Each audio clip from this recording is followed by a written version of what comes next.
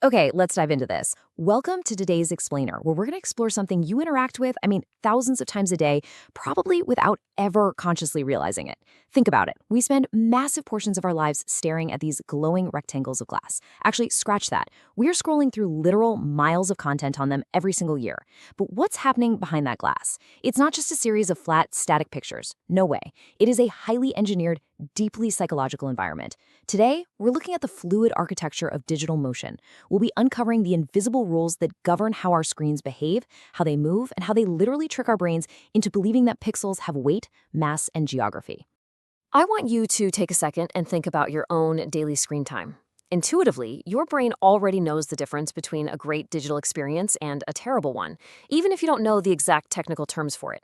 You know that clunky, outdated website you sometimes have to use? The one where you click a button, the screen flashes white, and suddenly you're somewhere completely different, feeling totally disoriented? Or think about the last time you accidentally swiped away an important email. You felt that split-second jolt of panic, right? That's because the motion was unexpected or abrupt. Now, contrast that with your favorite modern app. When you use it, it doesn't feel like you're just clicking through a vintage slide projector. It feels responsive. It feels incredibly smooth. It responds to your touch almost like it's breathing.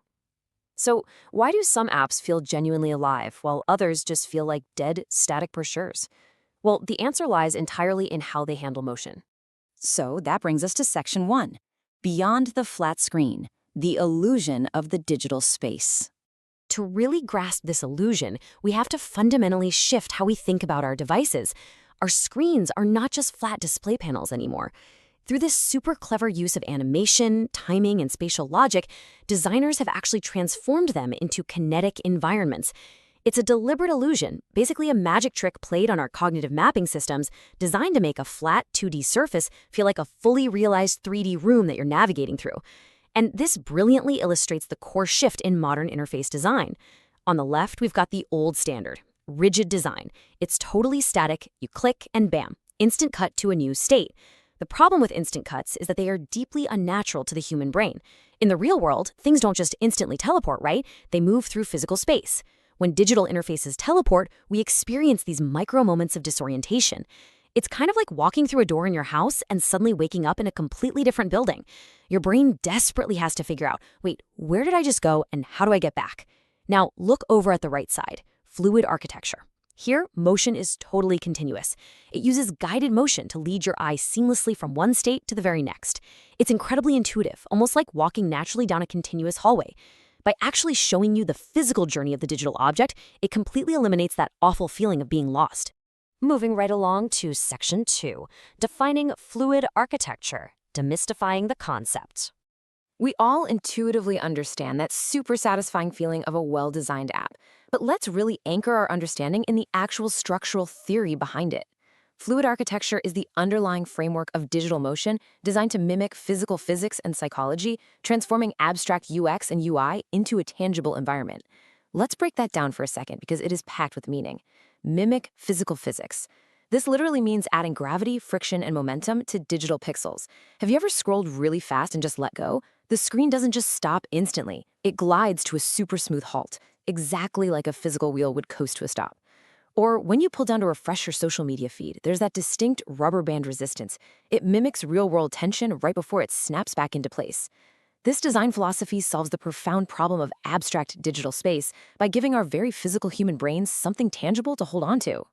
Which brings us to section 3, the rules of digital physics, breaking down the mechanics. If we're dealing with a simulated physical environment, there obviously have to be rules that govern it. Let's look at how this maps out the micro-narrative of a single everyday interaction. A simple swipe or tap takes, fractions of a second.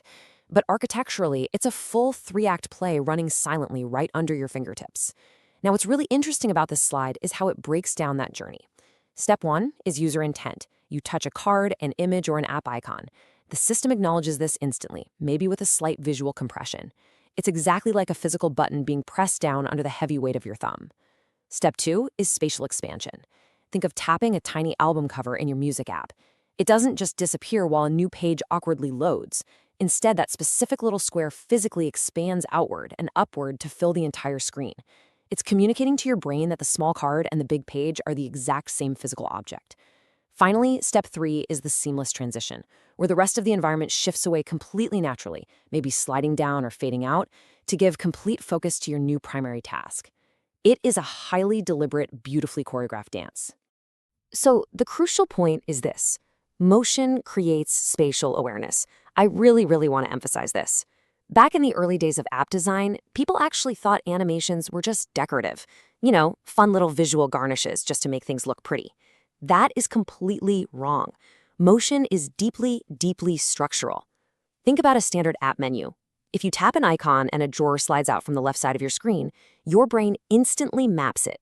You now subconsciously know that the menu lives on the left, just resting off screen. If you want to dismiss it, you intuitively know to swipe it back to the left, putting it away exactly like you'd close a physical drawer. You wouldn't swipe it up, right? Because that breaks the entire spatial logic. The motion actively guides your brain and creates a persistent, highly reliable mental map of a digital space that doesn't actually physically exist. It literally gives pixels geography. All right, on to section 4. The future of interactivity, evolving kinetic spaces. Once you start noticing this fluid architecture, I promise you, you're going to see it absolutely everywhere. Every single bounce, every slide, every fade, it's a highly calculated architectural decision.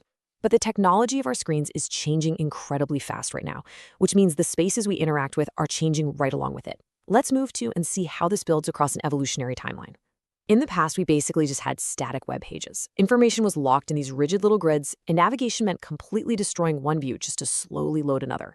In the present, we have fluid app environments. We've successfully introduced simulated physics, continuity, and spatial awareness into our flat 2D screens to make them feel totally natural. But look at the future.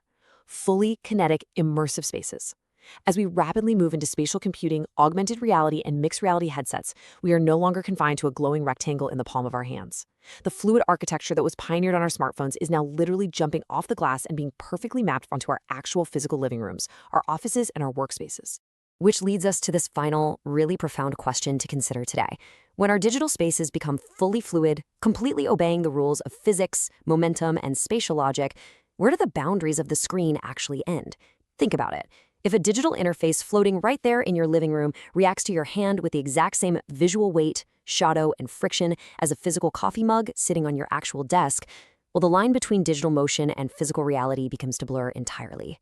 Fluid architecture isn't just about making apps look nice anymore. It is laying the absolute foundational groundwork for how we will seamlessly merge our physical and digital worlds in the years to come. Thank you so much for joining me on this explainer. And hey, next time you unlock your phone, pay a little attention to the invisible physics guiding your way.